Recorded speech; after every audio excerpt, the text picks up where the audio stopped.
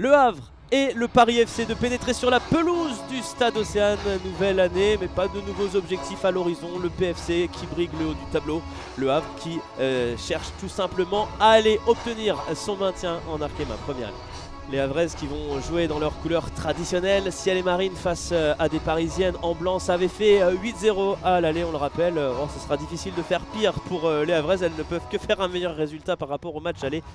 Et Margot Lemoel qui peut peut-être réussir à trouver une passe intéressante. Elle est cette passe intéressante parce que là il y a presque un 2 contre 1 avec la frappe de Kessia Bussi qui va venir frapper la barre transversale. Et sur le deuxième but, sur le deuxième ballon, il va y avoir le premier but de cette partie. C'est Gaëtan Tiné qui vient prolonger. Première situation et le premier but pour le Paris FC. C'est cruel pour le Havre qui n'avait pas tremblé depuis le début de cette partie. Mais l'efficacité redoutable des Parisiennes a encore frappé. Gaëtan Tiné 1-0.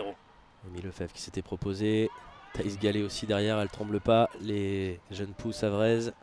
C'est pas mal cette déviation vers Madeline Roth qui va se présenter face à Chiamaka et Nadozier. Mathilde Roth et le but qui est marqué, non c'est à côté, c'est dans le petit filet. On a eu une petite illusion d'optique mais Mathilde Roth qui a été à fond sur ce coup là et Chiamaka et Nadozier qui était un petit peu courte sur sa sortie. Petit peu, je pense un tout petit peu à retardement sa sortie, ce qui a permis à Madeline Roth de pouvoir juste la piquer devant la gardienne. Un ballon vers Melinda Mendy. Oh, attention, cette tête vers l'arrière parce que Thaïs Gallet qui rôde. Thaïs Gallet qui va partir dans la profondeur. Elle est serrée de près par son adversaire. La frappe de Thaïs Gallet.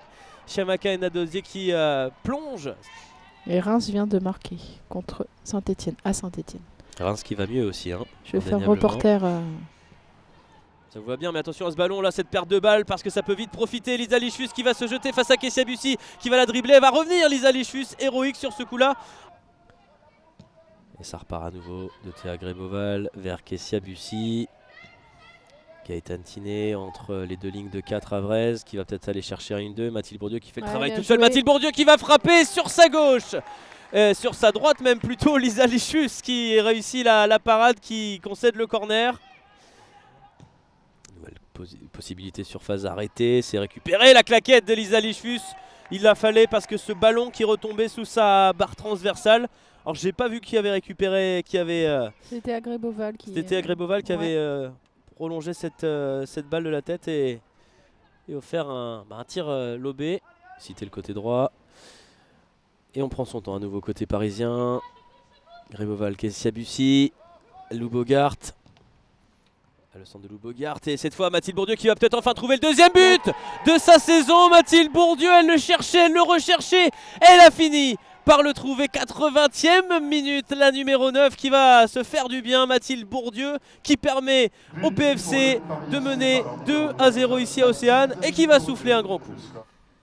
Et peut-être que ça va pouvoir dérouler. La frappe lointaine et l'arrêt réussi par Lisa Lichus. Maëlle Garbino qui a essayé de s'inviter à la fête. Elle est abonnée au Havre parce que son seul match cette saison c'était déjà le Havre lors du match aller. Voilà.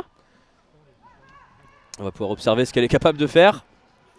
Attention à ce ballon, ce débordement et l'arrêt de Lisa Lichus. C'était pas inintéressant. Et c'est un début d'année victorieux pour le Paris FC qui s'impose 2-0 sur la pelouse du Havre, qui revient à 2 points du PSG.